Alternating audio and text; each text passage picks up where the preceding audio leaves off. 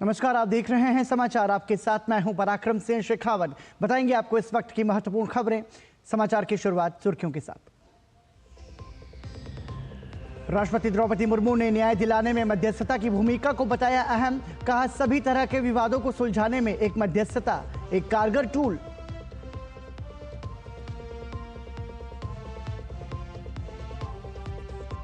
भारत और अंगोला के बीच कृषि और संस्कृति समेत हुए 4 समझौते। प्रधानमंत्री मोदी ने आतंकवाद को बताया मानवता के लिए सबसे बड़ा खतरा।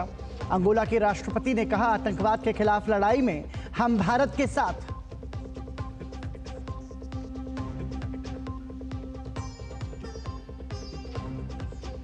विदेश मंत्रालय ने अंगोला के साथ भारत के संबंधों को बताया ऐतिहासिक। कहा, दोनों देश कई क्षेत्रों में कर रहे हैं सहयोग। भारत वैश्विक स्तर पर निभा रहा है महत्वपूर्ण भूमिका।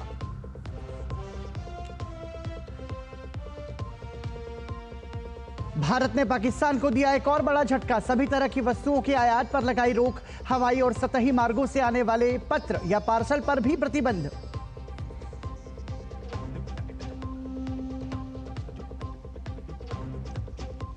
वेव्स में अनिल कुंबले ने खेल जगत को और अधिक मनोरंजक बनाने पर दिया जोर। कहा, नवाचार और तकनीक से खेल के प्रसारण में आया काफी बदलाव।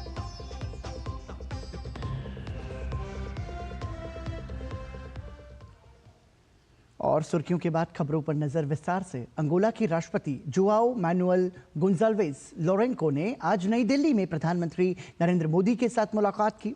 हैदराबाद हाउस में दोनों देशों के बीच प्रतिनिधिमंडल स्तर की वार्ता हुई, जिसके बाद कई क्षेत्रों में सहयोग बढ़ाने का फैसला हुआ। प्रधानमंत्री मोदी और अंगोला के राष्ट्रपति की मौजूदगी में कई सहमति पत्रों का आदान प्रदान हुआ। जिन क्षेत्रों में सहयोग पर सहमति बनी उनमें कृषि, आयुर्वेद और परंपरागत चिकित्सा पद्धतियां शामिल हैं।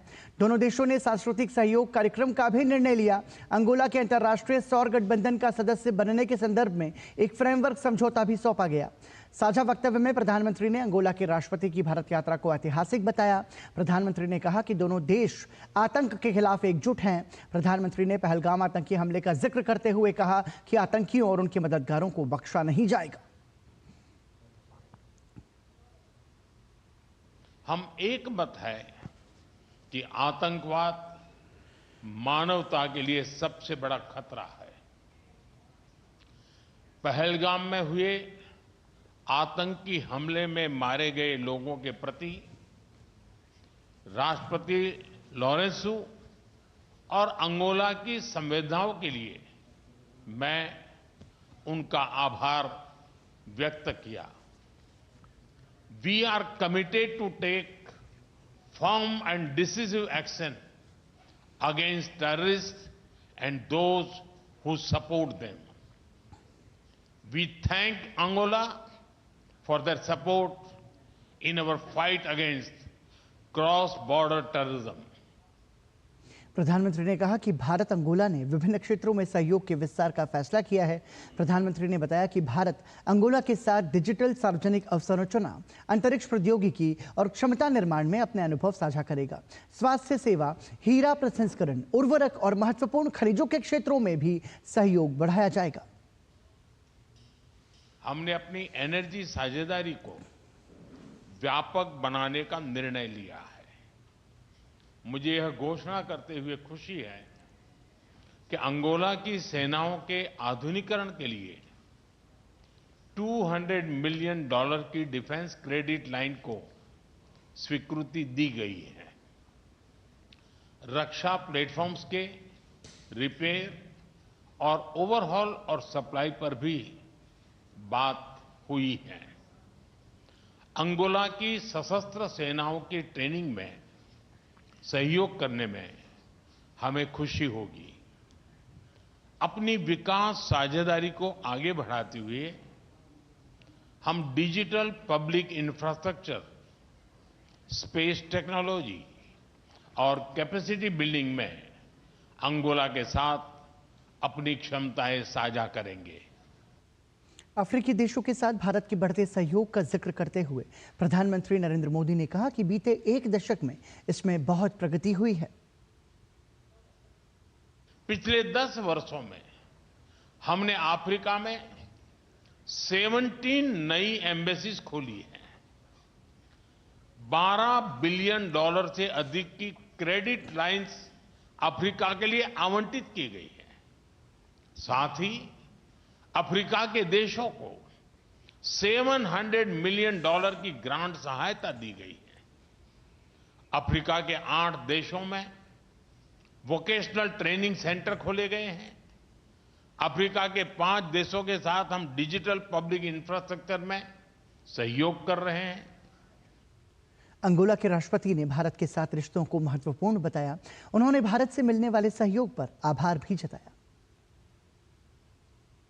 When the COVID-19 pandemic, on one hand, restricted contact between peoples and nations on a global scale, but on the other hand, it was precisely in this challenging period that we came together once again to discuss our perspectives, our interests, our visions for the future, as well as the challenges, the common challenges for Africa in particular we're facing at the time, confronting an unprecedented phenomenon in which your country played a prominent role through its contribution to the African continent, especially with the donation of vaccines that have proven essential in the effort to contain the spread of the disease. Angola के राष्ट्रपति Joao manual गुंजाल्वेस लोरेंको का आज सुबह राष्ट्रपति भवन में औपचारिक रूप से स्वागत किया गया। राष्ट्रपति द्रौपदी मुर्मू और प्रधानमंत्री नरेंद्र मोदी ने अतिथि राष्ट्रपति का गर्मजोशी से अभिनंदन किया। अंगोला के राष्ट्रपति को गार्ड ऑफ ऑनर भी दिया गया। उन्होंने अपने दौरे को महत्वपूर्ण बताते हुए भारत के साथ मजबूत रिश्तों का जिक्र किया। बीते 38 वर्ष में अंगोला के किसी राष्ट्रपति का यह पहला भारत दौरा है। खास बात यह है कि भारत और अंगोला इस साल अपने राजनयिक संबंधों की स्थापना की 40वीं वर्षगांठ मना रहे हैं।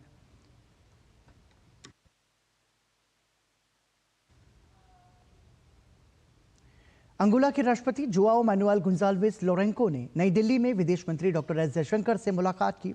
इस दौरान दोनों देशों के बीच साझेदारी को आगे बढ़ाने पर चर्चा हुई।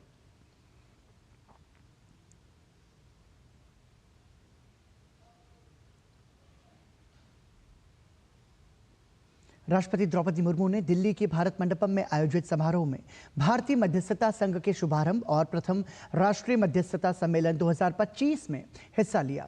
कार्यक्रम में विधि एवं न्याय मंत्री अर्जुन राम मेघवाल, मुख्य न्यायाधीश संजीव खन्ना और अन्य गणमान्य लोग मौजूद रहे। कार्यक्रम को संबोधित करते हुए राष्ट्रपति द्रौपदी मुर्मू ने कहा कि लोगों को न्याय दिलाने में मध्यस्थता की महत्वपूर्ण भूमिका रही है।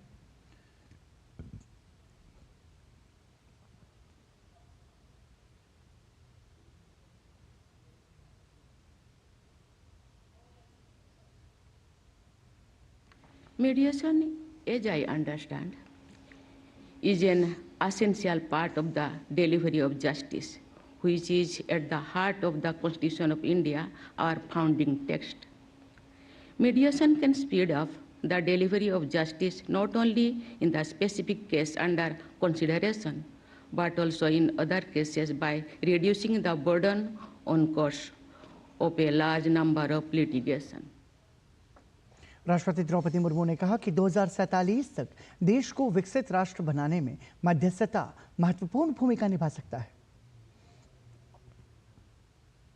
Mediation, when we see it this way, becomes a key instrument to realize the vision of Viksit Bharat by 2047. It was with this understanding that the government, as part of a series of legal reforms, took steps to have a consolidated law on mediation. और कार्यक्रम को संबोधित करते हुए केंद्रीय विधि एवं न्याय मंत्री अर्जुन राम मेघवाल ने कहा कि मध्यस्थता के माध्यम से वर्षों से लंबित मामलों को निपटाने में मदद मिलेगी। न्यायिक सुधारों व नवाचारों की दिशा में भारतीय परंपराओं व आधुनिक कानूनी ढांचे को जोड़कर विवादों के समाधान करने की इस मीडिएशन प्रक्रिया के सफल क्रियान्वयन हेतु मीडिएशन सर्विस प्रोवाइडर व मीडिएशन इंस्टीट्यूट की स्थापना, ऑनलाइन मीडिएशन सेटलमेंट एग्रीमेंट को कोर्ट के फैसले के बराबर मान्यता देना तथा इस क्षेत्र के लिए रूल्स, रेगुलेशन, ट्रेनिंग प्रोसीजर व आचार संहिता तय करना इस रोबस्ट कानून के पहलू हैं। मीडिएशन एसोसिएशन ऑफ इंडिया की स्थापना केवल लीगल फ्रेटर्निटी ही नहीं अपितु पूरे देश के लिए गर्व का विषय है। मुख्य न्यायाधीश जस्टिस संजीव खन्ना ने कहा कि मध्यस्थता हमारी कानून व्यवस्था को सरल और पारदर्शी बनाती है। उन्होंने कहा कि मध्यस्थता करने वाला व्यक्ति एक मनोवैज्ञानिक की तरह काम करता है। Mediation increasingly gains limelight in our legal and institutional discourse. I often hear a recurring observation that mediation is intrinsic to Indian culture, woven in the very fabric of how we have historically resolved our disputes. It is said mediation reflects our instinctive preference for resolution through dialogue, through consensus. Bharat ने पाकिस्तान को एक और तगड़ा झटका दिया है। भारत के वाणिज्य मंत्रालय ने पाकिस्तान से सभी वस्तुओं के प्रत्यक्ष या अप्रत्यक्ष आयात पर तत्काल प्रभाव से प्रतिबंध लगा दिया है। भारतीय वाणिज्य मंत्रालय द्वारा 2 मई को अधिसूचना जारी की गई। इसमें कहा गया है कि अगले आदेश तक तत्काल प्रभाव से पाकिस्तान से आने वाले सभी सामानों के प्रत्यक्ष या अप्रत्यक्ष आयात पर प्रतिबंध लगाया जाता है। पहलगाम हमले के बाद पाकिस्तान को हर तरफ से घेरने की तैयारी चल रही है। भारत ने पहले ही सिंधु जल संधि रद्द कर दी है। भारत में रहने वाले पाकिस्तानियों को देश छोड़ने का आदेश दिया गया और अब पूरी तरह से आयात पर प्रतिबंध लगा दिया गया है।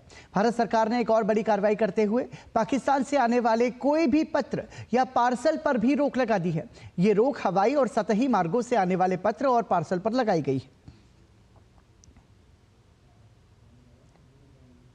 जम्मू कश्मीर के पहलगाम में हुए आतंकी हमले के बाद देश में आक्रोश का माहौल है और सरकार की संभावित कार्रवाई पर सभी की निगाहें टिकी हुई हैं। इस बीच कांग्रेस सांसद और पंजाब के पूर्व मुख्यमंत्री चरणजीत सिंह चन्नी के 2016 में हुए सर्जिकल स्ट्राइक पर विवादित बयान से कांग्रेस सवालों के घेरे में है। चरणजीत सिंह चन्नी के बयान पर भाजपा हमलावर है। भारतीय जनता पार्टी के राष्ट्रीय महासचिव तरुण चुग ने हमारे वरिष्ठ सहयोगी अमरेंद्र गुप्ता के साथ बातचीत में कहा कि कांग्रेस हर समय पाकिस्तान परस्ती की बात करती रही है। तरुण चुग के मुताबिक कांग्रेस और उसके नेता सेना का मनोबल तोड़कर साजिश के तहत आतंकवादियों और सेना को ऑक्सीजन देने का काम कर रहे हैं।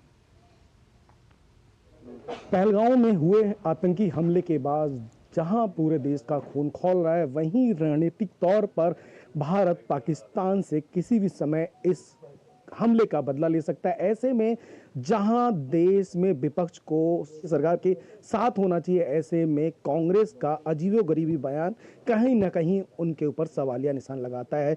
हमारे साथ बात करने के लिए भारतीय जनता पार्टी के राष्ट्रीय महासचिव तरुण चुग जी हैं। पंजाब के पूर्व मुख्यमंत्री सांसद चरणजीत सिंह चन्नी ने देश की सेना का अपमान किया है, देश की सुरक्षा एजेंसियों का अपमान किया, पूरे राष्ट्र का अपमान किया।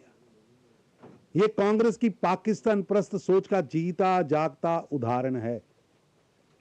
कुंठित मानसिकता से ग्रस्त एक खास वोट बैंक को खुश करने के लिए कांग्रेस बार बार देश के जाबाज सुरक्षा बलों का, देश की वीर सेना का मनोबल तोड़ने की कोशिश कर रही है।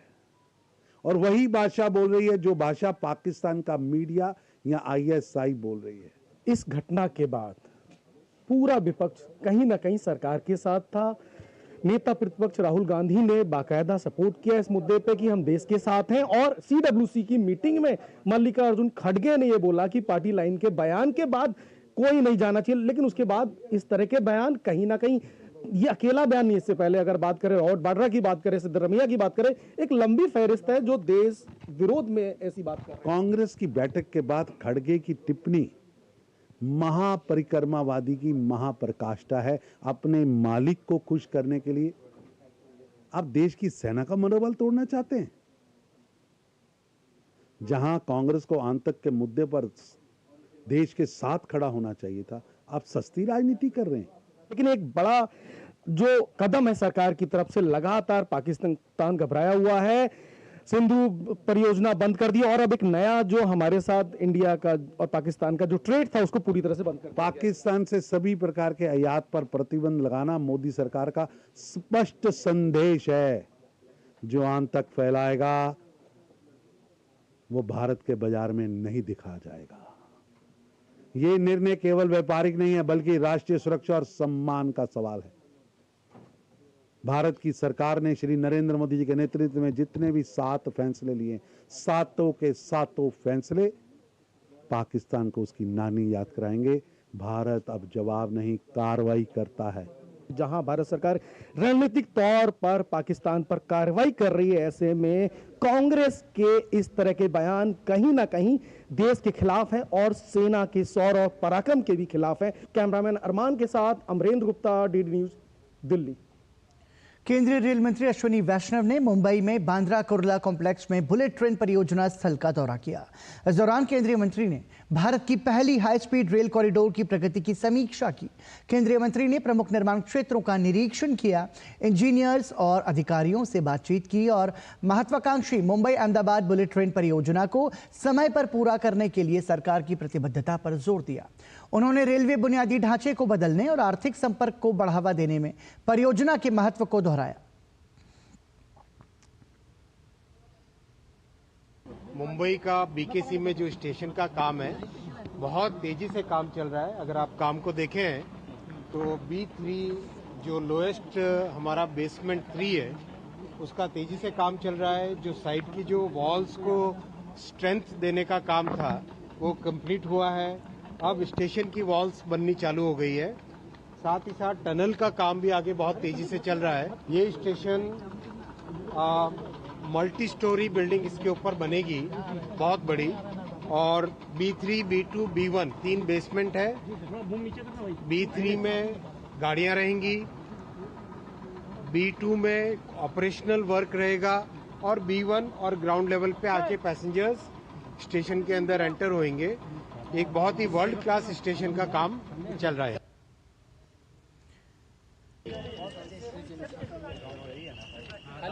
इसके बाद रेल मंत्री अश्विनी वैष्णव ने नवी मुंबई के जूहीनगर में सिग्नल और दूरसंचार कार्य यार्ड का भी निरीक्षण किया।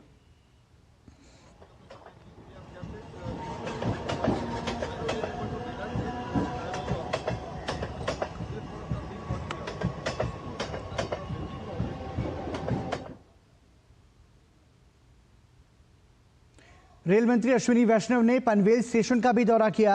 इस दौरान उन्होंने पनवेल स्टेशन के ट्रैक्स और अन्य स्थलों का भी निरीक्षण किया।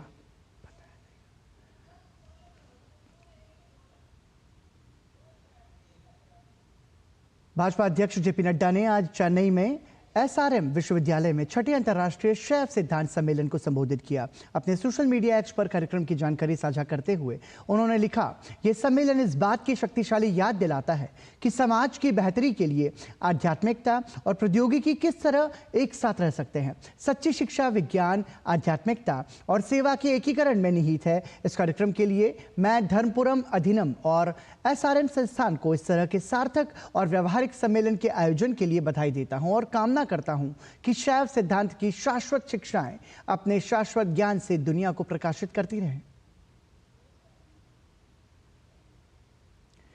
हिमाचल की राजधानी शिमला के बहुचर्चित संजौली मस्जिद विवाद में निगम आयुक्त कोर्ट ने बड़ा फैसला सुनाया है। कमिश्नर कोर्ट ने संजौली मस्जिद को पूरी तरह से अवैध करार दिया है और इसे पूरी तरह से हटाने के आदेश दिए हैं। इससे पहले कोर्ट ने मस्जिद की ऊपरी 3 मंजिलों को अवैध बताया था और बाकी निचली 2 मंजिलों को लेकर वक्फ बोर्ड को मालिकाना हक के दस्तावेज पेश करने को कहा था। आज की सुनवाई में वक्फ बोर्ड मालिकाना हक के दस्तावेज पेश नहीं कर पाया, जिसके बाद कमिश्नर कोर्ट ने मस्जिद को अवैध बताते हुए इसे पूरी तरह से तोड़ने के आदेश दे दिए। वक्फ बोर्ड के वकील ने इस दौरान कोर्ट में कहा कि इस जगह मस्जिद 1947 से पहले की थी, जिस पर वक्फ बोर्ड का अधिकार है। हालांकि इसे पुख्ता करने के लिए वक्फ बोर्ड कोर्ट में सही दस्तावेज पेश नहीं कर पाया। कोर्ट ने वक्फ बोर्ड से पूछा कि यदि मस्जिद 1947 से पहले की थी तो पुरानी मस्जिद को तोड़कर नई मस्जिद बनाने के लिए नगर निगम से नक्शा सहित अन्य जरूरी अनुमति क्यों नहीं ली गई। कोर्ट ने कहा कि नियमों को ताक पर रखकर सारी मस्जिद बनाई गई है और यह पूरी मस्जिद अवैध है, जिसे तुरंत गिराया जाए। वहीं संजौली लोकल रेजिडेंट के वकील जगत पाल ने इस फैसले पर खुशी जताई है।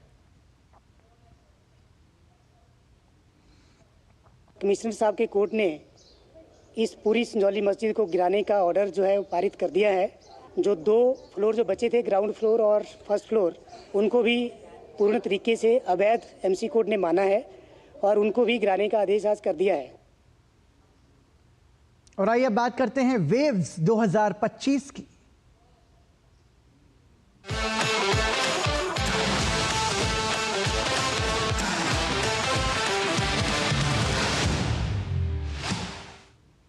मुंबई में चल रहे वेव्स शिखर सम्मेलन के live immersive and digital experience how sports leagues are driving innovation सत्र में पूर्व भारतीय क्रिकेटर अनिल कुंबले, यूटीटी के सह संस्थापक वीटा दानी, ऑस्ट्रेलिया के पूर्व क्रिकेटर मैथ्यू हैडन और ड्रीम सेट गो के सीईओ मनीष शाह ने भाग लिया। इस सत्र के दौरान खेल जगत को और अधिक मनोरंजनात्मक बनाने के लिए इसमें नवाचार और तकनीक के समावेश पर जोर दिया गया। सत्र के दौरान पूर्व क्रिकेटर अनिल कुंबले ने कहा कि क्रिकेट जगत में खेल के प्रसारण में काफी बदलाव आया है, जो कि भारत और दुनिया में खेल जगत की प्रगति के लिए काफी महत्वपूर्ण है। Like you said, most of the innovations that have come in cricket have been broadcast driven. Whether it was the speed gun at the start of when it first came in to understand what the speeds at which the bowlers were bowling at, to what it is now. Even data, cricket has always produced data. Every ball produces millions of data points. But for all of that to be assimilated and ensured that people can dice it through has been thanks to broadcast. And they have come through with various statistics and all of that. We have started using various tools to dissect players, to look at strategies. Even at the auction table, it's no longer just understanding the skills of a player, but also looking at various statistics and how that particular player can influence the game in that kind of a situation. So you're looking at situations, looking at where the entry points of those players are in a game and then making your choices. Anil Kumble का कहना था कि पहले खेल का मुख्य उद्देश्य केवल हार और जीत रहता था, लेकिन अब खेल को मनोरंजनात्मक बनाने के लिए इसमें तकनीक का समावेश किया जा रहा है। The strategy was to win the game, but then in terms of putting in thought processes of how to sort of go about constructing your 20 overs, from 2008 to where we are today, the game has changed. The kind of interest that it had developed over the years, and now we can see that. We can see that kind of an interest coming through, and even with innovation within the rules of the game, and then some of these youngsters coming through. I think it's been great for India. It's been great for world cricket. Ultimate table tennis की सह संस्थापक Vita दानी ने मुंबई में चल रहे waves शिखर सम्मेलन के एक सत्र के दौरान खेल जगत में तकनीक और पुराने ढर्रे में बदलाव लाने की वकालत की। उन्होंने कहा कि इनोवेशन के जरिए खेल के प्रसारण को और बेहतर बनाया जा सकता है। Bringing about innovation, we also do heat mapping. What is the angle at which the ball falls? What's the impact? Where does it fall? How much does it spin? We do split screen statistics. So while on one screen the player is playing, the part of the screen shows what is happening, what is happening with the ball, how it is being played. And that statistics also is good for the player in the long run. We are going to use two-colored ball. So when it spins, how it will look visually, and will bring in a lot of excitement. And I think you will see it this season. We mic the coaches, and that's where some of the strategies come out, how the team is, what they are thinking, what they are planning. And all those things make it exciting on the screen. It's great for broadcast, and that's most important. How do you engage a fan? Odisha के मुख्यमंत्री मोहन चरण मांझी मुंबई में आयोजित waves summit में शामिल हुए। इस दौरान उन्होंने वेव 2025 के आयोजन के लिए प्रधानमंत्री नरेंद्र मोदी की प्रशंसा की। मुख्यमंत्री मोहन चरण मांझी ने कहा कि वेव्स शिखर सम्मेलन का हिस्सा बनना सम्मान की बात है। समिट में उन्होंने स्वदेशी खेलों को वैश्विक स्तर पर लाने के तरीकों पर चर्चा की। इस तरह के आयोजनों से देश के युवाओं को रोजगार के नए अवसर मिलेंगे।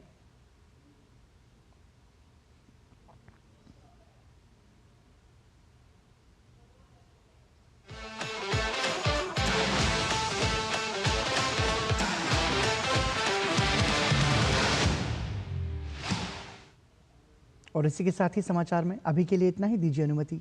नमस्कार।